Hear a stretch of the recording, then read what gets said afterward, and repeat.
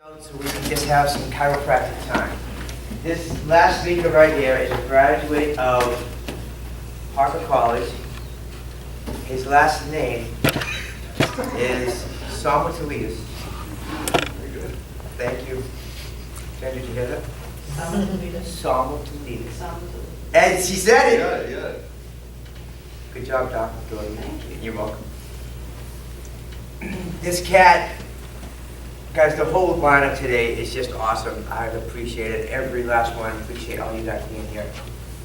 Many years ago, when we were transitioning out of an organization, and it was a battle, a constant battle, and I was a little bit tired, and I had been trying to get something going in the non-therapeutic model. I've been trying to get seminars going, the organization going, keep the people together who wanted to practice in this model together. And I just wasn't having a whole lot of cooperation. And I got a wonderful call during a time where my physiology was just not very positive. And I had traveled a lot, spent a lot of money, and was just really not getting the outcome that I was hoping for. So I get this wonderful call from a young fellow who says, hey, I was thinking, we need to keep this going. We need to get things rolling. What's going on, man? Let's get an organization together. And I was like, you know what? Why don't you do it and I'll join. That sounds great. Thank God he never lost his optimism. Thank God he's here today, and you're gonna know why. Without further ado, from Parker College, from Bethlehem, Pennsylvania, right here, Stamatis Speaking. Sir. All right. Where to begin? Well, I was kind of counting on there being a few more students here, but the ones that are important are here. So, a lot of this talk will be geared toward you, because these people already have their practices built. But so I need help too. But. yeah, everybody does. Everybody needs help, so that's always a good thing. So we start with asking, what type of practice do you want?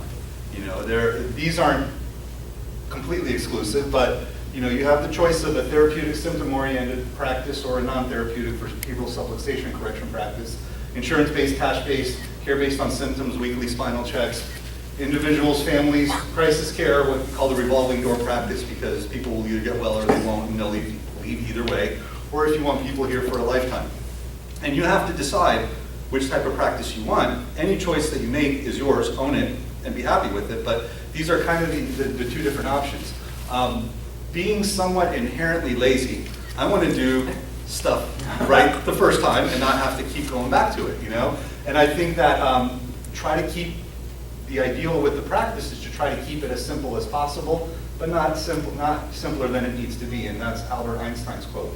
And the thing about the non-therapeutic model of chiropractic, it is so logical and so simple that people forget it and tend to overcomplicate it and try to muddy the water with it and make it more than what it is. And we need to kind of remember that it's a simple concept, so we shouldn't really forget it. For a talk that I did in the Garden State, I wanted to do some stats. And from every patient who came in between mid-March to mid-April of 2017, these are some of the basic stats for my practice. Almost 80% started care with no symptoms. Started care. Wow. They walked in wanting just to get their spine checked. 75% have been coming an average of 6 years. That number is a little lower because I had a whole bunch of new people coming in during that time, so it should, it would actually have been longer if it wasn't for that. 36% were under the age of 18 years of age. 96% were referred by another practice member. I have not done any advertising or marketing outside of my website in almost a decade, other than maybe, sponsoring my son's soccer team in some type of, one-time ad, which wasn't going to generate a huge amount of people coming in. So this has all been stuff that I've built and things that have continued based on the foundations that I've laid in the practice. And the foundation has been the philosophy. The philosophy is what will create an understanding for your practice members and pretty much do all those things listed here. It will protect you, keep you humble, give your practice life and meaning. I have a few colleagues that I go to breakfast with every couple of Tuesdays. In fact, we have a breakfast meeting scheduled for this Tuesday. They're still stuck in the therapeutic model. They're all insurance-based. I laugh at them every time we go in a nice way. They know, because they're miserable. Insurance changes hourly. They're always pulling their hair out, trying to figure out what they're going to do next. And I just sit back laughing. I'm the guy with the box on the wall, and I'm just laughing at them. It helps you through tough situations, and I can't imagine a practice where every person who comes in, you have to document what hurts, and this hurts, I can't do this, I can't do that. It would drive me crazy. Talk about burnout in 2 weeks, I would last about a day in a practice like that. Everybody's miserable. How could you enjoy that, Your philosophy will limit you to just chiropractic, keep you from venturing outside your scope, and it will also allow you to handle pretty much any situation that occurs in your office if you have a solid foundation in the philosophy. There are 7 controlling convictions out of Joe Strauss's Practice Building for Straight Chiropractors that I kind of base my whole practice on. I think the problem we have in chiropractic, forget the fact that we don't, as a profession, don't have a complete congruent definition as to what chiropractic is. We don't even have a definition of what medicine is. If the definition of medicine is a profession that diagnoses, treats, and prevents disease, and as a chiropractor you're doing that, then you're in medicine, you're not in chiropractic. So I think if chiropractors realize that that's the definition of what medicine is, and chiropractic is a separate and distinct profession, then we shouldn't be doing any of that stuff. We should be limiting to just what chiropractic is, which is number 2. A profession whose objective is correcting vertebral subluxations to enable the forces generated by the innate intelligence of the body to better express itself.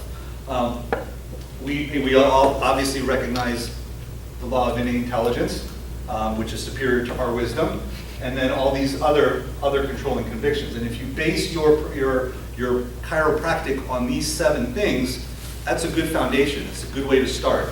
And especially number 7, there are certain issues that are not debatable and others that are debatable and others that are not. Good not to compromise on certain things. Focus on why. Why do we do what we do? Why is it important? That is how your community will will care as to why it's important for them to be checked regularly.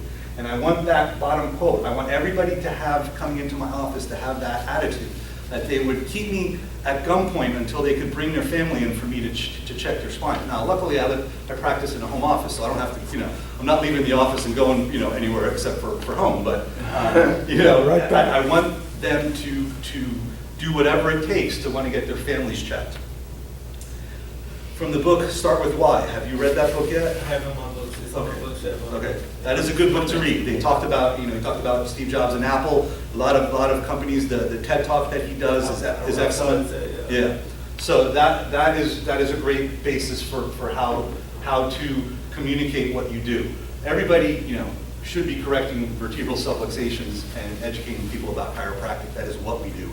How we do it is whatever analysis we do. The why, so that everybody in my community can have a better opportunity to live to their human potential and create a better world for everybody. I don't know anybody who wouldn't get behind that, right? if you want a better world for everyone in your community, how's somebody going to be like, yeah, I don't care, So we all benefit from that. The rising tide raises all the boats. This is kind of the things you want to instill in your practice members, so that if they could see a world where everybody has a clear nervous system, functioning well, so that the teacher teaching their kids is doing the best job, that the person at the bank handling their money is not making mistakes or has a better opportunity to do everything the way they're supposed to do that. We all benefit from a community like that, and that's kind of what we need to impart on people. So we got to talk about risk management in this type of practice, right? Every practice carries some form of risk. People will have mentioned before, oh, this is illegal, you can't do that, you need to do this, you don't need to do that. I don't know if you've priced malpractice insurance or not yet, but by far, the cheapest malpractice rates come for people who practice this type of chiropractic. In fact, in the state of New Jersey, a couple of years ago, malpractice wasn't even required by state law, because the state scope was only adjusting vertebral, checking the spine and adjusting vertebral subluxations. They expanded the scope in New Jersey so that now chiropractors can tell people to take vitamins, and now you need malpractice insurance. Wow. So to check and adjust people's spines, you didn't really need to do that. Now, you'd be a fool not to carry it just because people, you could have crazy people who want to sue you for everything, anything, but, the state didn't see checking and adjusting the spine a big risk. Telling someone to take vitamin C now becomes a risk. So something, that small is, shows you how safe this is,